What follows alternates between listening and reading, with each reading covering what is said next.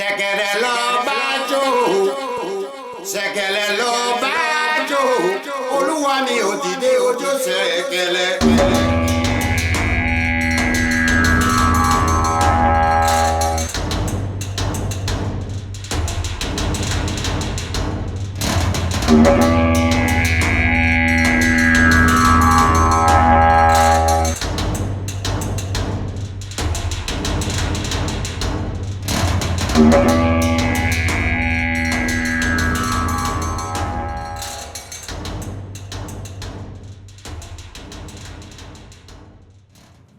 Hello and welcome to Theory Forge. I am Phantom X, joined by Diggs and Legendary Neurotoxin. This has been a fun 20 minutes.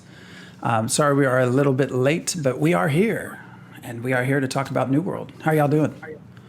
Great. Doing great. And Diggs back from the power outage, dead. It happens right at the 30-minute ahead mark, half an hour before my time. Yeah. So, and I had just configured OBS, but we're all good. So, and OBS decided to close. So that's why we're on our third stream here, technically, of the night, although it's still counting us at 3 minutes. So, we get to, or we're going to talk about a game that we've never talked about on stream, actually, that I can remember.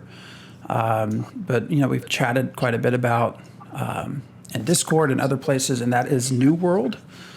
I'm at this point certain everyone already kind of knows what New World is, but it's a game, MMORPG being put out by Amazon Game Studios, developed on their Lumberyard engine. I think was announced in 2016 initially, somewhere in there. Sounds about right. Had its sort of first alpha go around, closed alpha, I think in 2018, which led to quite a change, which we'll get into a little bit tonight. And just recently finished up another round of alpha, and they had sort of a stress test. I forget exactly what they called it. Sorry, my head's spinning just because this has been a fun 20 minutes. Yeah. I had this whole thing planned out. Anyways, yeah, so a density test, that's what it was. And they've subsequently sort of delayed the release. It was actually supposed to release, I think, in May of this year. That got bumped to August of this year, and now has been bumped again until, they say, early next year, 2021. Actually, I was looking just because I was curious. Amazon.com lists it in May 25th again, which is what it was initially, but they've just changed it from 2020 to 2021. But, you know, those projections are always hit or miss. But they can move it at any time they want to. yeah. So that being said, we, you know, there are NDAs in place for people who have been in the alpha. This is not a stream to break those. So we will only be talking about things that are sort of public knowledge on their website, on YouTube, kind of places that you can go and look. So this is not a deep dive into things we can't talk about. But I think there's a lot of interesting things to talk about. Yeah. I mean, we're theory crafting. It's what we do. So it's kind of our thing. Again, thank you for joining us. So anyone have anything, Diggs, I know you have something that we've actually, one of the things we talked offline when New World was first sort of announced, which has been kind of fixed. I guess I want to say fixed. I don't know in your eyes if it's been fixed, but I think also sort of speaks broadly to MMORPGs in general, or even video games, sort of your perspective on how they've initially presented it. I guess to back up, so the setting is, I think, 1700s, sort of alternate history, kind of English settlers finding some island, and you're there to sort of conquer it, but you're, you know, the corrupted and all these other things are around. Yeah, I would say colonize it. Yeah. So I was going to say something. Oh, and it's I guess it's kind of an interesting sort of thing. I would say initially colonize it, but now that they've actually presented more about the you know, the three factions and just a very, very brief synopsis of their motives, I would definitely say, yeah, the Marauders, they want to conquer it, and the Inquisition, they definitely want to conquer it. I don't think the other faction really is looking to necessarily own the place so much as, extract all the magical secrets and things that they can from it. They would probably leave it be afterward if it's still dangerous after they've got what they've gotten out of it. But if it means, leaving it in the hands of the other two factions, hell no, they're not going to do that. So they stay to fight. So, I mean, that's kind of the feeling I get from the three factions is that, one of them's there just to, own the land and try to make opportunities for people who are strong enough to, make it out there and kind of. Yeah, that sounds like the colonial period to me. Yep. And the Inquisition is basically like, everyone here is a heretic. All the cultists are heretics. Everything's a heretic, and nothing's okay until we purge it with fire. So they would take it over for that purpose. So yeah, definitely like colonialism, conquest, imperialism. That theme has not gone away for sure. Yeah. Well, I mean, it's kind of difficult because that was the foundation. So coming in now and trying to fix it is kind of challenging, I would think. Well, I think it's less challenging if you change it that there's actually evil things leaving this specific part of the world and going out to other parts of the world causing harm, and that this is part of an effort to contain and those are the Europeans coming in. They are the evil ones coming in. So I don't know why you're talking about evil stuff. That's all matter of perspective. Magically corrupted. How is that? Magically corrupted. I would say any magic that these European colonists and conquerors have is magically corrupted by their evil nature. Yeah. From their point of view, from the European point of view, voodoo and necromancy is evil, but that's not necessarily the same for other cultures. Right. No, I get you. But yeah, I mean, so my primary problem with it and why we haven't really talked too much about it on camera before is because, I mean, I consider the original premise to be highly racist and white supremacist. The first one was horrible. I didn't even sign up for the beta on it. No, and I do think that's something that should be talked about. So. And just because when I'm playing an RPG, I'm not really interested so much in the European perspective. And when I go into these games, I'm not into the European armor and the Tudor architecture. I want to play something that's closer to indigenous peoples, same culturally, aesthetically, and magic as well, religion as well. So if I were going to play New World, especially the way I originally saw it when I looked at the map, it looks like a European version of a map. I would want to change that to look like what do the indigenous people call these places. And I haven't seen the most recent map, so I don't know if there's, how problematic that is or not. And that is a question I need to look into to see how that is changing. I mean, I think in this type of game, I would want to have some input on naming places, although, people being people, gamers being gamers, that's highly problematic. But yeah, my initial problem with it has been just I don't want to play a colonist. I don't want to play a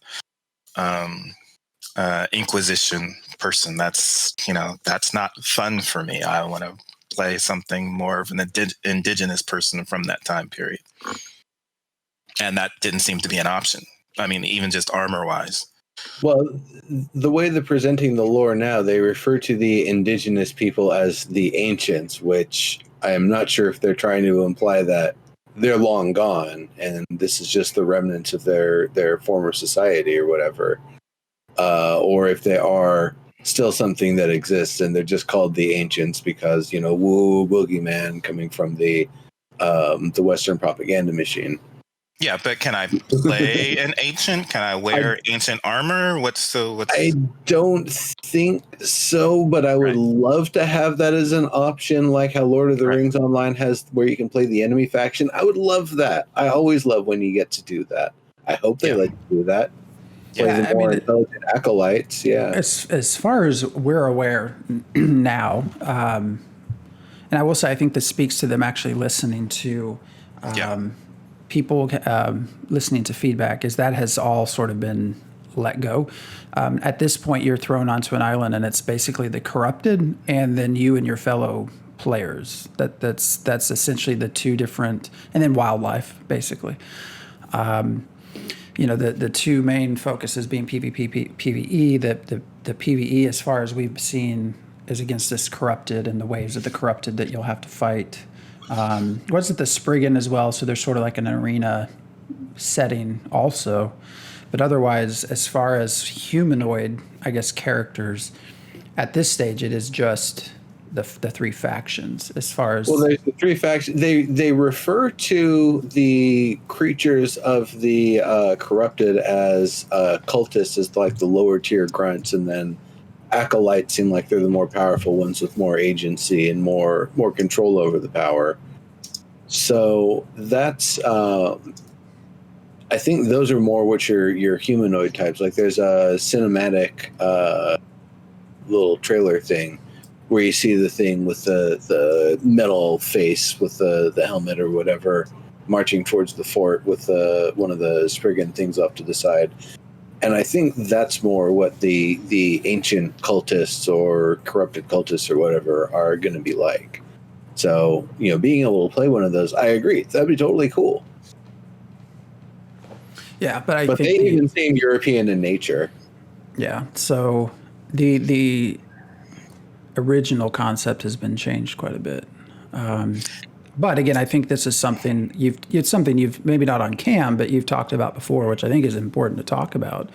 Is not just sort of how one group views a certain gameplay. Yeah. So Well, it's just interesting because in a lot of these games, and especially because it was coming from D&D, and that is coming from, a person of his times who was not as progressive as might have been had D&D started in the late 80s or 90s. Or even in the 60s.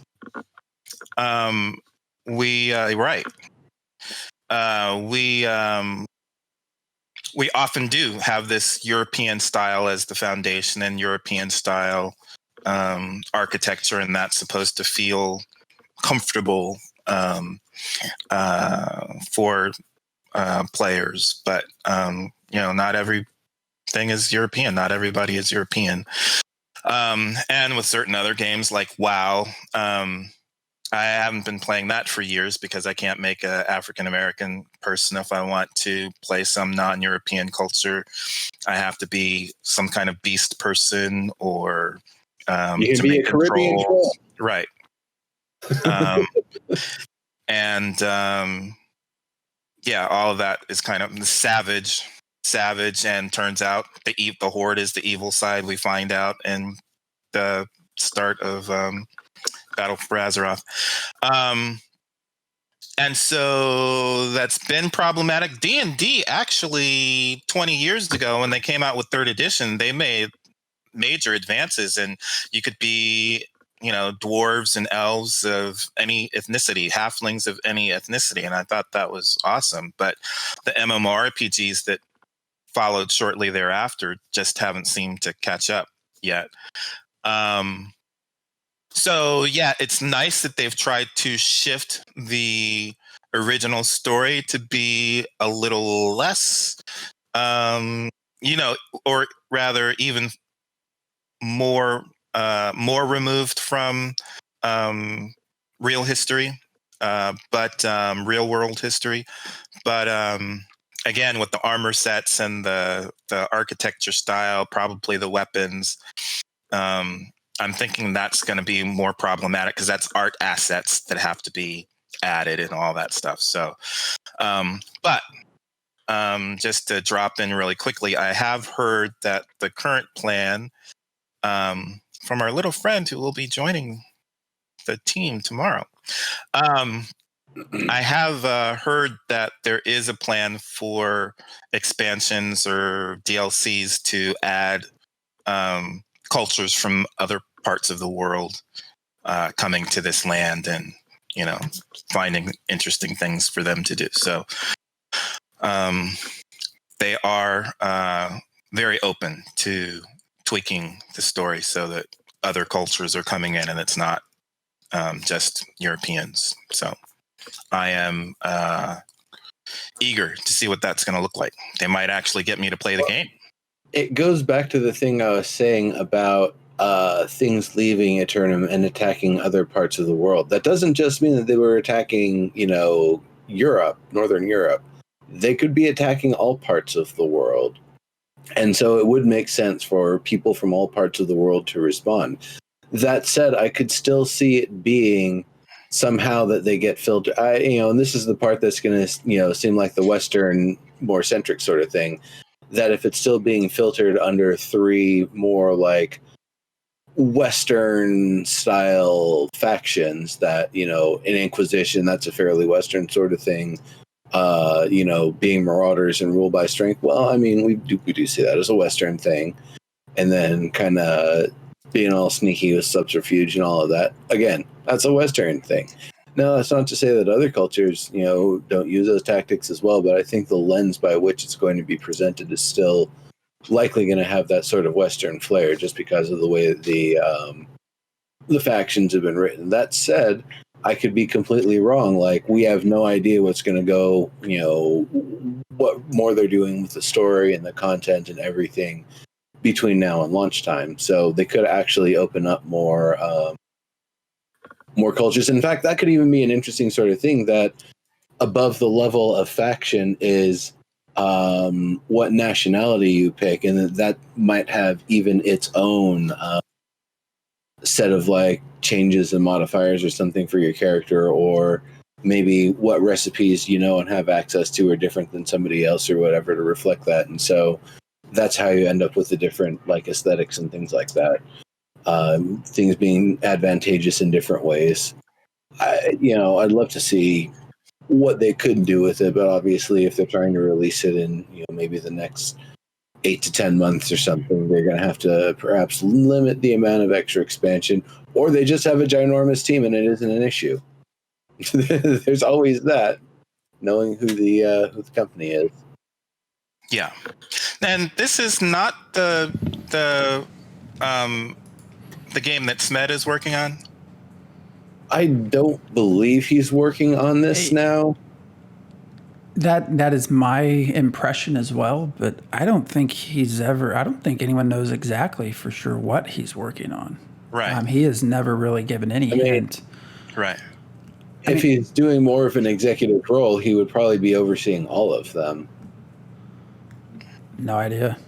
I don't know. He's commented on it, but I think in Twitter he's been asked directly if he's part of it, and he's said no, but I don't know if he could say he is or not anyways.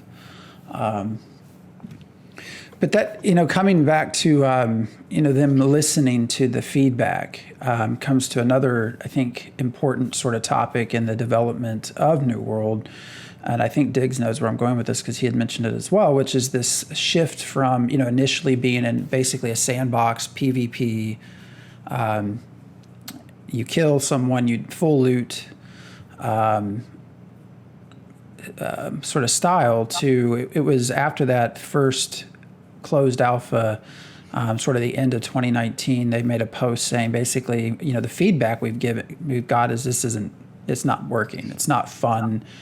While it wasn't a large amount of griefers, there was clearly a problem with griefing in the way the setting was. And the post actually was pretty good. I mean, they explained they tried tweaking things. They tried different ways of going about it. But ultimately, the decision was to continue with PvP, but not be an open PvP setting. So that's where we get introduced into the faction.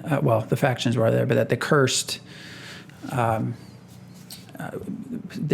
PV. Well, Corrupted, yeah. Yeah.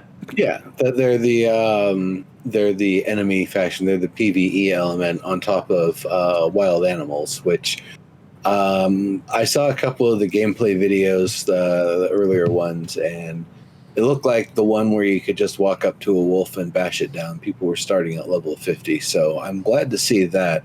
I really hope if you just walk out solo at level 1 and try to take down a wolf in the forest, it kills you.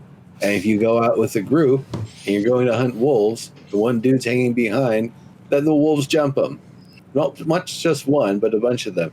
That was the other thing. And this is back to the 2019 videos, February 2019. I can't remember which channel it was on, that I was looking on YouTube. And I saw that they have the same sort of AI patterns as like a blind, unable to sense much beyond its range sort of skeleton.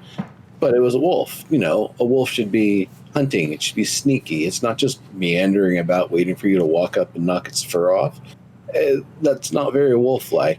And that's, you know, because they had talked about the idea that the enemies are going to have more interesting patterns and stuff to them, that you aren't just going to walk up and auto combat, but you actually have to dodge and defend and that sort of stuff. I would hope that they would use tactics both individually when cornered and as a group if they're, you know, not in a position of desperation and they can pick off a straggler. Will the wolves chase you around a road partition? What if you I jump hope over? so. What if you jump over the road partition? Will it just chase you around and around and around like H1Z1? Yeah, you know, Just Survive and all of that stuff was being, you know, throwing AI on the Forge Light engine, which never really seemed to support it very well. Not at any point. The best AI I think we had was the auto turrets in PlanetSide 2 because it's simple. It didn't work out in Landmark. It didn't work out in H1Z1 very well. They did things. They AI'd a bit, but when it came to something critical, they were not only not given the agency to do what they needed to, but they had a laughable lack of tactics where they wouldn't just like sit and wait and be like, all right, dumbass, I'm going to sit on the other side of the rail, whichever way you go. And crap, that was freaking 5 years ago. Yeah. Well, So, again, I can't just saying there's compare time. anything. I'm just saying time. There's 5 years. Yeah. No, this is half a decade ago. Compared to what you can get Amazon engineers to crank out in 3 months. If you say, hey, this is what you're working on now, it's like, all right, this is what we're doing, and then it gets done. But I do have to imagine that's a big part of why there's been, you know, a series of delays is because now all of a sudden, you know, open sandbox PvP, that sort of players get to create the content however they choose to do so. Now all of a sudden you have to start thinking of raid encounters, group encounters, solo encounters, all of these different things. And I have a feeling they get the sense it's just not fun, maybe. I mean, they've not really said that, but because when you look at it, I mean, the corrupted, that process, the invasions is basically the same as they've described it, at least on their website, is basically the same as a faction war, you know, trying to gain territory, right? It's just, in one scenario, you have two groups of PV players, and the other you have players and NPCs. And I don't know that long term that is. Well, the way I understand it is that the NPCs will appear in different ways and kind of in different formats. Like there's something that seems more like they're dropping in and they're going to spread out and cause havoc. It seems like sometimes it's one where it's an area that's got high value resources and tough enemies, and you're supposed to go there to harvest the resources. Kind of seems like one of them just plunks down an entire raid instance or, you know, full size dungeon. It's not. I don't think it's going to be instance. I think only the 50v50 fights are going to be instance. But you know what I mean. Like a full on dungeon just gets plunked down, and you know you got to get all the way to the end with the Azoth staff intact to seal it up. And so I think it's going to be some things where the thing pops up, you know, whatever corrupted event occurs, kind of like the rifts or arc falls or whatever in previous games I've seen. And basically that's going to be like a focus point. In fact, they even said on one of the, I think it was either on one of the videos or one of the things I was reading, that the map will actually reflect areas where the corrupted are at. So if you want to go fighting corrupted most of the time, just zoom in on the map and scour around. You can see that little red blob that indicates where they're at. Head on over, get to smashing. That's where it's at. So there's that as a thing to do. And yeah, you might fight other players along the way. You might be fighting players for it. I think that's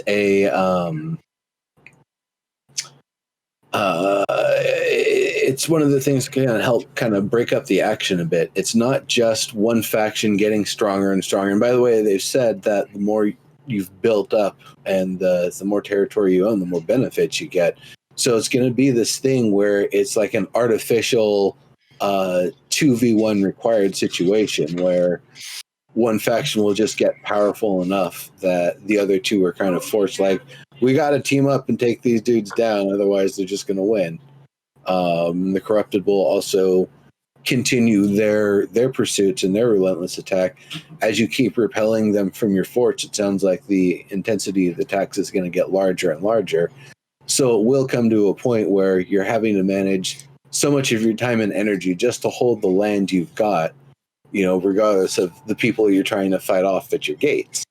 So, I mean, all of this stuff, it fights, it plays into like a push and pull sort of fighting system where you do have the three factions that are constantly battling, and you do have this additional modifier that's like the flame to your resource requiring moths, as well as the source of all sorts of harm that's going to mess up your plans.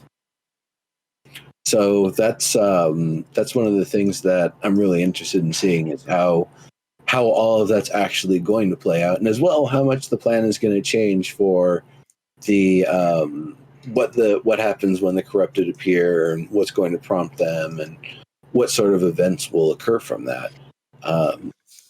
Access to Spriggan keys as well. That's one of the things that's so interesting to me, is that they've talked about you've got a special arena that you need to find a special key, repair your stuff, gear up real well, and you fight one real tough elite mob that has high level, legendary, possibly unique items. That's pretty cool. I don't know how frequent they're going to be. I don't know what the terms are going to be to using it, finding and using it on an arena, all of that sort of stuff. So I wonder if this is going to be more of like a grander quest sort of thing to try to get one of the keys and find the thing, and then have a party that's actually tough enough to even survive the battle. So, it's going to be fun. Yeah, so I think Immaculate Deception had said that there was a early creative designer who was heavy into PvP, but seems like he's not in control of that anymore. I think he might have hinted that he was let go. And Terradin was saying, I think that, yeah, it is difficult to, or challenging to add PvE in when it wasn't there in the beginning. But I mean, they're giving it a shot. So I don't think it's difficult. You just have to make a big refactor. But I mean, you have to add assets. You have to add in a bunch of stuff that wasn't there before. So, well, and I mean, challenging to do that and try and release in a reasonable amount of time, all that. I think it was Lazy Peon did a video, and actually also made another good comment about the change in how combat feels, going from PvP to PvE as well. I think the example given was Dark Souls sort of combat, which would feel pretty good in a PvP sort of scenario, probably feels pretty clunky in a PvE.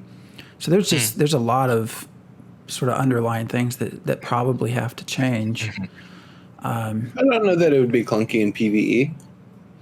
There was such a huge backlash, and I'm trying to understand, to get in the head of a PvPer, because I'm not. That's just not what I do. Not outside of Battlegrounds or something.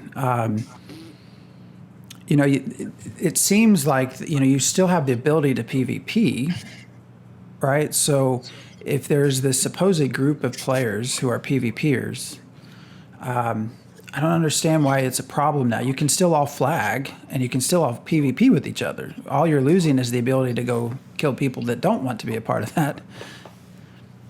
So, my understanding, and I don't fully understand, I think Neuro understands a little bit better, and I can't think of his name off the top of my head. He was on Theory Forge podcast a couple of times. I think maybe even before I started. And he started his own show, and then he worked for some game company for a while. Lethality? Lock Six Time. Lock Six Time. He really gave me a better understanding of PvP, because I was trying to understand this with EverQuest Next. Why do you want PvP players on the same server as PvE players? Because it's just so different. And when I was trying to think that through, it would feel like PvPers just want to gank people. I don't understand why you would want to be on this same server as people who don't want to fight you. But then I started realizing, but then I have friends like Neuro's much more PvP than I am, and I would like to play with him. And even I would have liked to play with Lock Six Time, even though I hate PvP. So yeah, I guess I would want to be on the same server just because there are friends who are into that I would like to play with sometime. So I think I have a little bit better understanding, and it feels like to me that from what I hear, heavy PvP players are looking for a game where that can be the focus of the game, because they rarely get to have a game like that. And this is another one where they were hoping this would be the case, and then now it's not the case. So that's more game that they were hoping to have that they don't get to play in. If they want open ganking, just play Rust. Just play. But I don't. Or one of those. I don't think it's that they want ganking. They just want a PvP centric game that you don't have so many PvE players running around in. And for them, they don't want to have to worry about why this person doesn't. I heard a lot of times in EverQuest Next, if you don't want a PvP, why are you in the PvP enabled area? I don't think it's going to be like that with this, though. No, I know, but what I'm saying is you're going to have free reign over it, and you won't be attacked most of the time. There'll be NPCs to fight, but but I'm saying yeah, go ahead. Sorry. PvP centric people, that seems to be what their thing is. If you're in a place where PvP can happen, you should be available for PvP. And that's what this game was going to be. Everybody is available for PvP all the time. And now that's not going to be the case. And so that's disappointing to them, because they want a game like that. And there just aren't very many MMORPGs that offer that, because it's a minority. It gives, where there's PvP though, has a context to it. It's not just everybody can fight everyone for no reason. There's definitely front lines where there's going to be a fight. And if you just want to go into PvP, you just know where to go. You just go to the front lines. You just go fight. That's what it is. So it's not that it isn't going to be heavily supportive of PvP players. They're the ones who are going to drive a lot of the action. But I think if they were coming in expecting something where any player you can see, you can flag and fight, I'm not sure that this was... maybe the original iteration of it was going to be kind of like that, but since then I don't really get the feeling that was kind of the idea going forward. That instead it was supposed to be something where... So that was the game. Yeah, okay. So, the fact that it's not that... I think it's fine. What's the sort of game, for example, that comes to mind when you think of something with open PvP? Because I think of Ultima Online, but then that ends up just... I would not play Ultima Online.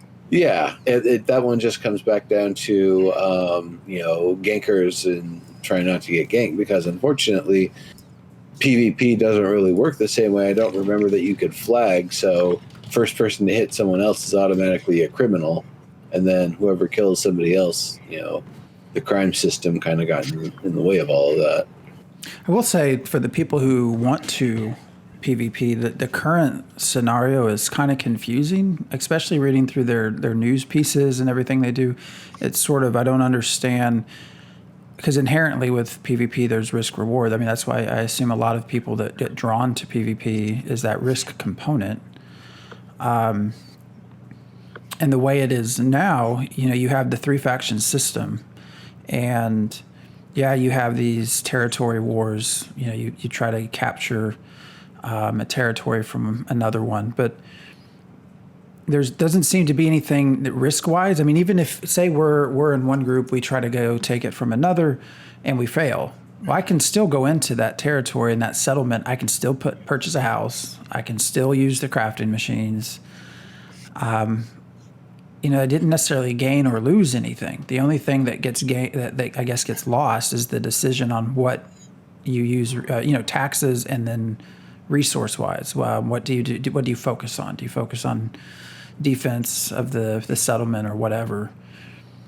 There doesn't seem to be any bite in that, like other than just PvPing for the fact of PvPing. If you 50 versus 50. The afterwards, there doesn't really seem to be. I mean, I think you can even recruit from the third faction. Yeah. It doesn't even have to actually be the two. And the premise itself, right? In order to even declare warfare, you have to gain influence, and you're gaining influence in the very settlement that you're trying to overtake.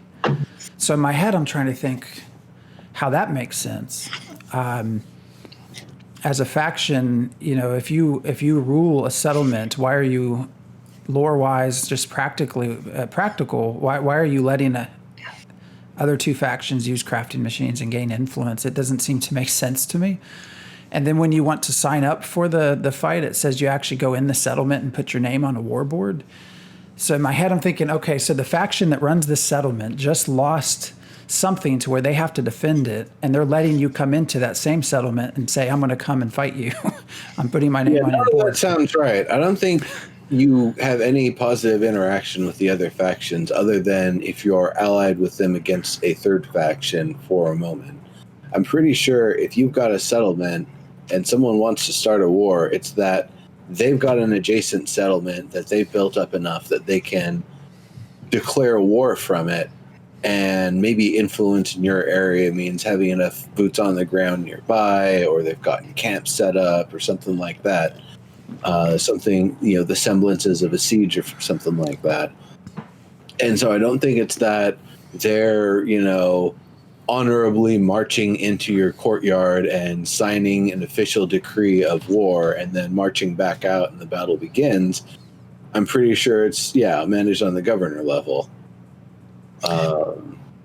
Yeah, I mean, and so for me, one of the issues is that, even as Neuro knows, even when I play D&D, I would prefer to focus on persuasion and social skills, charisma skills, and diplomacy rather than combat.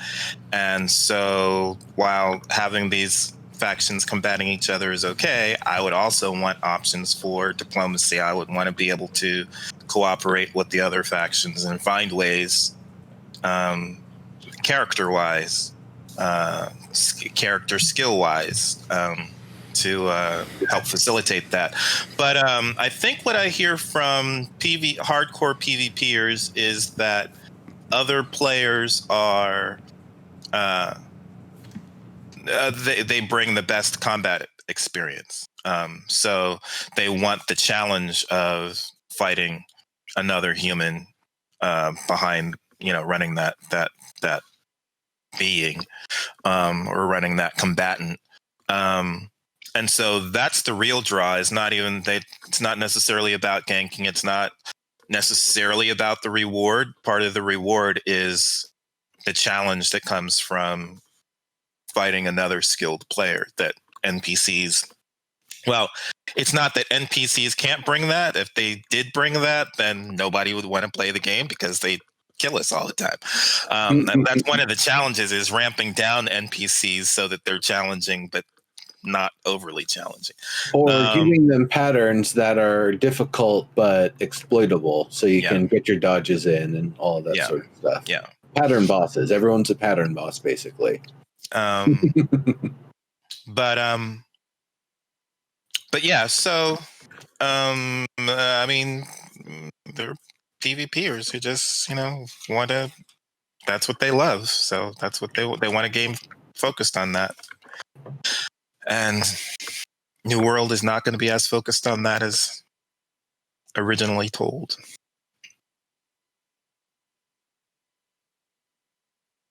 Well, what else can we talk about? Progression? Well, I was just going to say, so where do we seem to be in terms of alpha beta? So on, I think it's August 25th, there's going to be sort of a preview session. I think it's supposed to last about a week. And I think it's basically open to everyone that has purchased or has beta access, alpha access for a week in the current state. Open to everyone seems to be what beta means these days. Open to everyone to test. This is not. I don't think they would say this is beta. I think this is a sorry, we're delaying everything. Here's a week because it's only a week. Play. Yeah.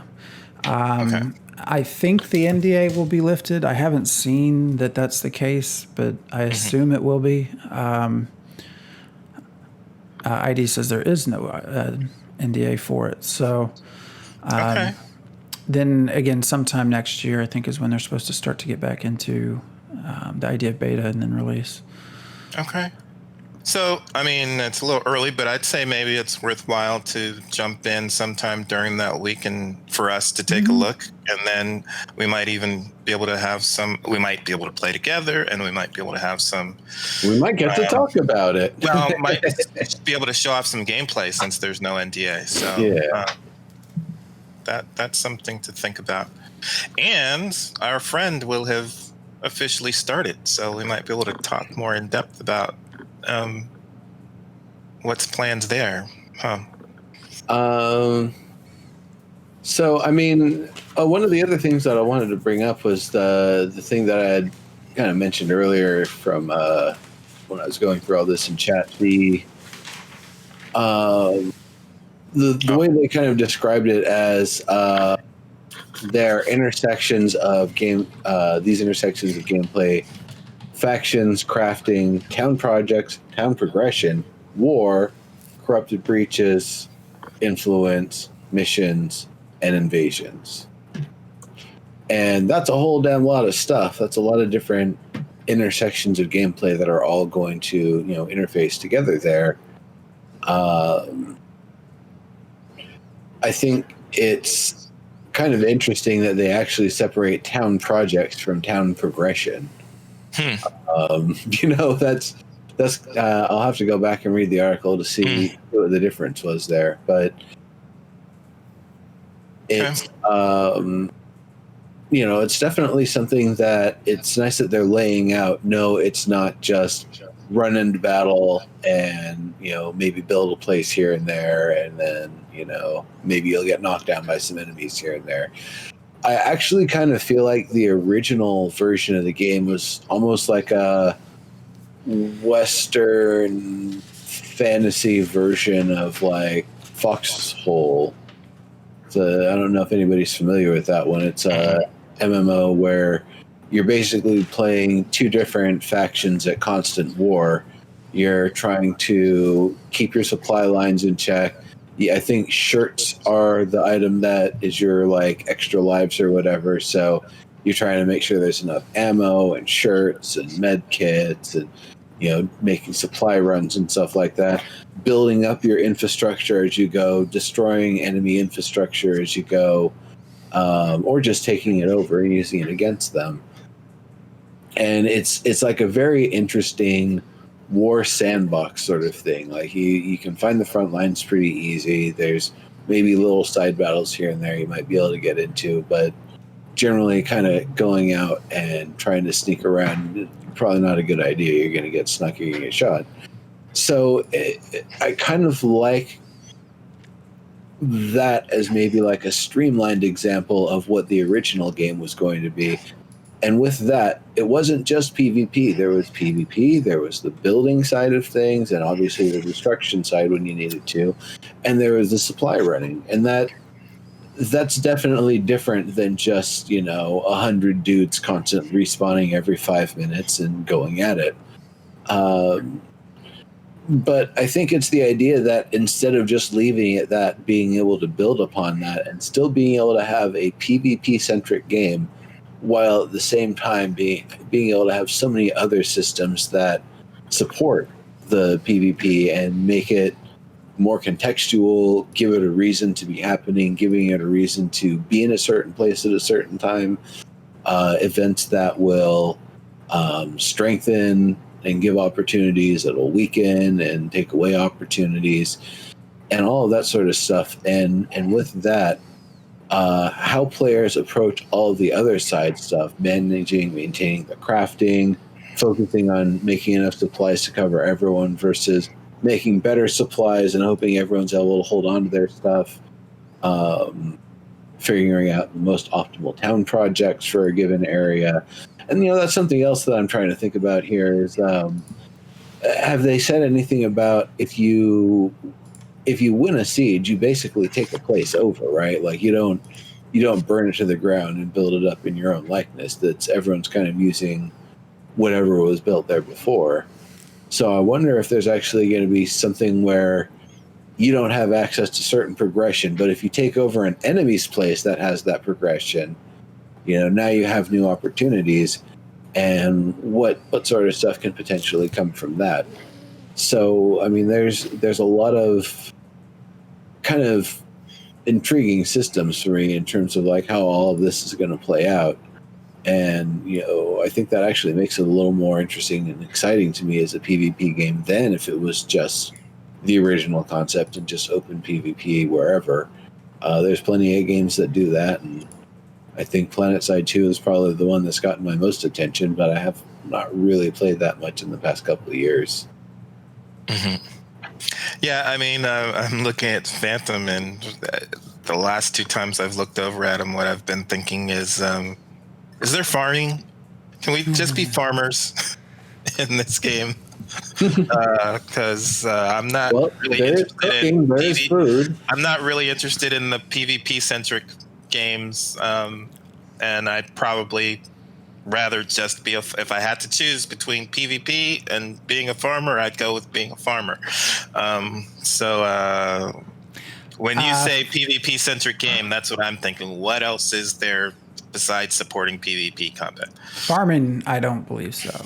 I will say they have commented that, and this sort of confused me, that their trade skills, it's endless progression. I'm not sure how there's endless progression, but apparently there is. And that also kind of falls back to some of the other parts where you can basically be anything you want to be. I think anybody can be anything, right? You can level up everything if you have the time.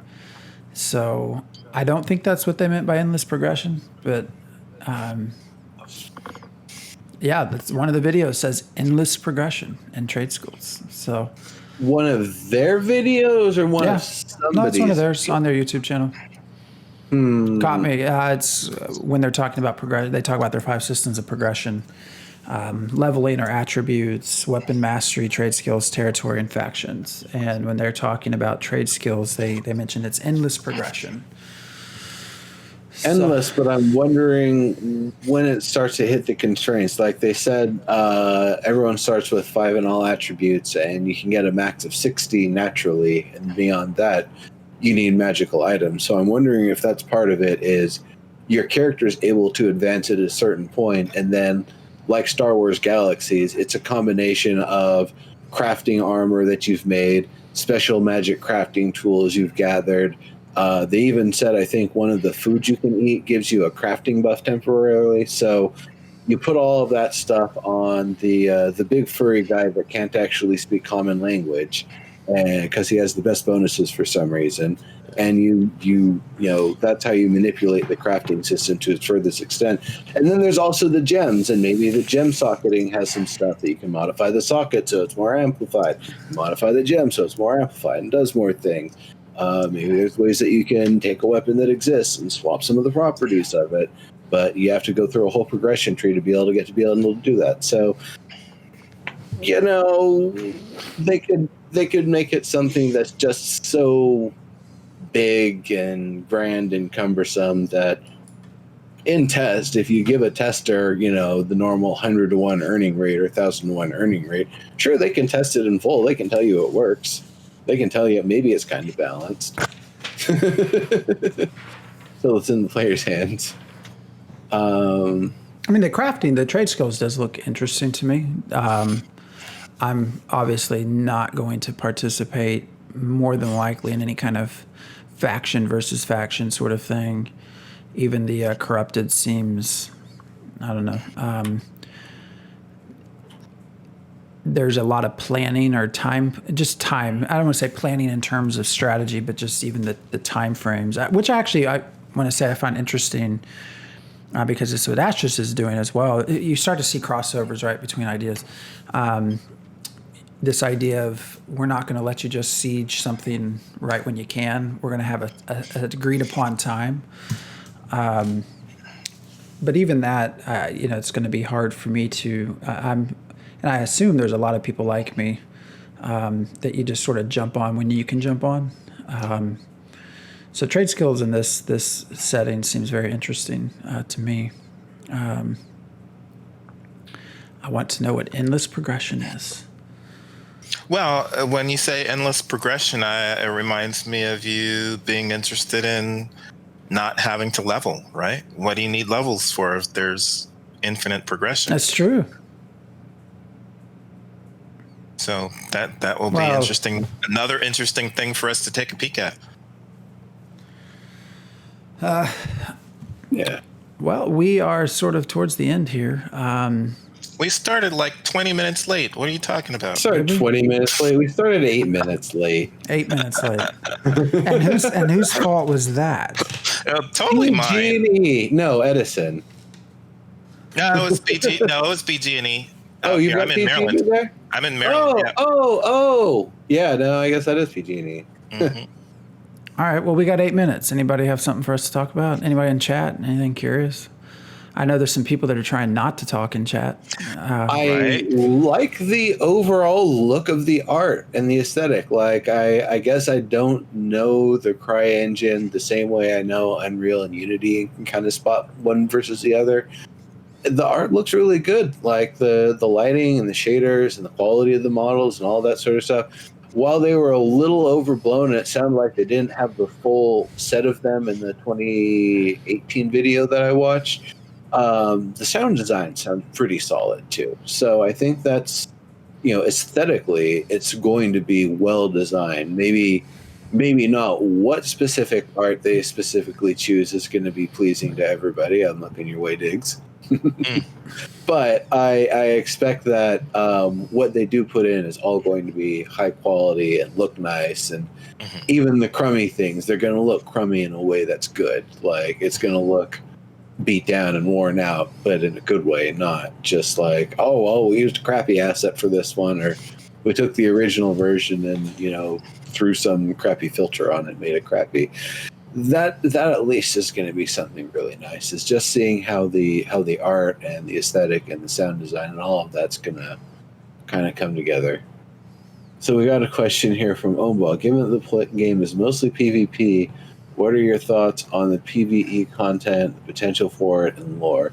You know, that's something, lore and story hasn't really, I mean, aside from we've got these factions and we've got the corruption, the lore is probably one of the things that could be the most revealed to us right now, give us a lot more details on, and probably make things a little more interesting, as well as trying to further distance it from the original presentation.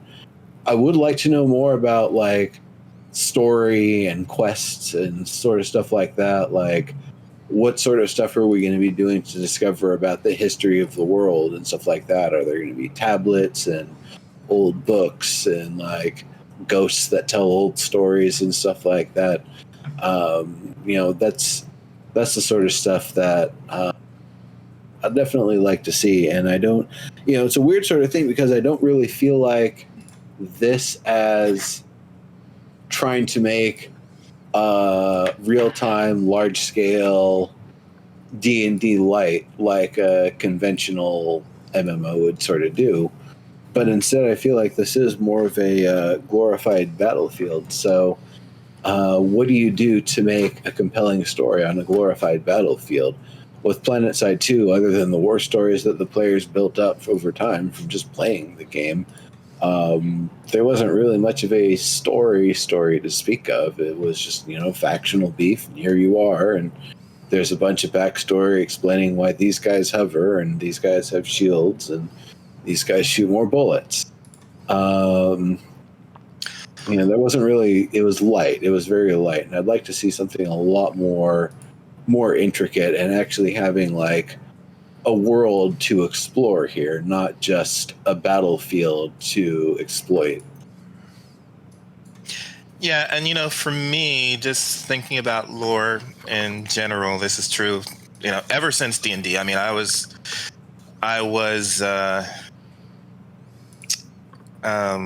what's the good neutral word? I was not happy with D&D back in the 70s and 80s when we had limitations on orcs, especially intelligence-wise and all that stuff. The savage people could not be intelligent, had no chance of being into books, and why were the orcs had to be some form of evil? And Neuro can attest to this based on the couple of games of D&D that we've played. I'm like, hey, let's make the goblins our friends, and now we have a goblin in our party. Like, why are we making them out to be the evil enemy? And so I think always in stories of this nature, I am interested to know the other perspective, or the perspective of other sentient beings besides just the humans. We're coming to this new world, and we might encounter what we think is evil from a European perspective, but what is the perspective of the other people? Why are they cursed? Why? Who says that they are cursed? And all of this kind of thing. So I'm always interested to know. I think you mentioned Spriggans. I don't know what they are in this game, but what is the Spriggan perspective is what I'm saying. Powerful creatures created by the ancients. So, if they've got any sort of intelligence, they would be the ones who would know about the old societies and all that stuff. But they wouldn't tell you because you don't get to speak their language. If you come in with that arena key, it's a fight. But there should be opportunities for that somehow, or at least to find out their lore, or find out their perspective. And it doesn't have to be in the original. That could be in some DLC for all I know. But that's the kind of stuff that I'm interested in. I love diversity, as much diversity as we can get. So that includes trying to understand what the enemy perspective is. Yeah, I mean, I think lore would be helpful because right now it really does just sort of have the appearance of we kind of did a 180 and mechanics are the same. We've just replaced players with NPCs. I mean, there's not a lot of understanding. Maybe there is within the game, but as far as what we can view publicly, there's not. So I think that would be helpful in pulling people back towards it. Back when they were, back to, I can remember seeing things about New World on Twitter quite often, and then it's sort of died down. And now the really only things I've seen are about how they delay. So something to pull people back in. And I think everyone loves lore. They also always love to know why. So.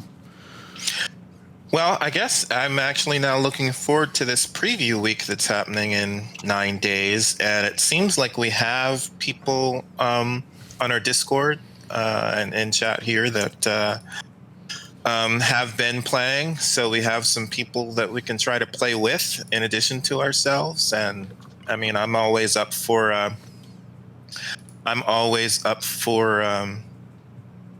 Well, I'm not always up for, but I like playing with people that I know. That's one of the things that I do like about what we've been doing lately is following people from game to game, and sometimes playing with other people from game to game. I didn't used to do that before EverQuest Next, so that's kind of fun. Yeah. All right. I think have we made up now? Yeah, we've made up our extra time. So anything else? I still have some time. No? Oh wait, you guys have a game, right? Yeah. No, I'm good for now. I'm just looking forward to the preview week. One funny thing, some friends had mentioned they got the beta sign up thing for free, but it seems a little funky because they can't then pay the extra on top of that to upgrade to the deluxe. So it seems like, yeah, if you logged in before this time, you get the free access to the $30 version or whatever, the $40 version rather. But if you want that dog and you want that extra emote and you want that map, you're going to have to pay the entire full price. I'm not sure about that. I had signed up right when it became available on Amazon. I think with what was the other one? Breakaway. And there was a third game at the same time. Crucible? No, that came later. Anyways, I was able to, they let me upgrade through the same account, so I'm not sure. Really? Oh, okay. Well, I'll have to have them check because they said they got Actually, I didn't know, right? So I got the announcement, hey, you can purchase this, so I did.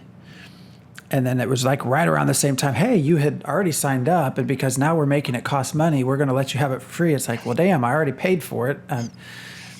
But I didn't have to. Oh, no, because you had already paid for it. They didn't pay for it. They got the freebie version. No, I mean, I didn't have to. That's what I'm saying. Like, I would have been just grandfathered in to the game without having to pay a cent. But I bought a higher level package.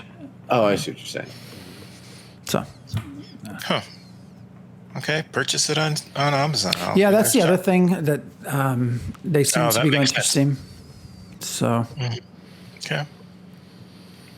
Well, we will definitely revisit New World. Anyone who hasn't watched us since our Chronicles days, so we're kind of on every other week just kind of surfing around, looking at kind of upcoming MMORPGs, and, we circle back around, maybe start a series of things if something seems really interested.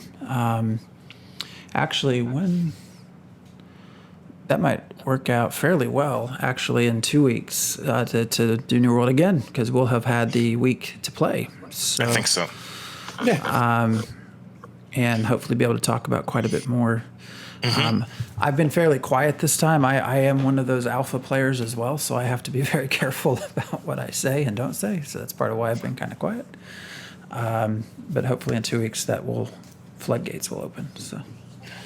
Mm-hmm. All right. Great. Well, we will be back next Sunday with the Ashen Forge. Still a lot to talk about there. So everyone have a good week.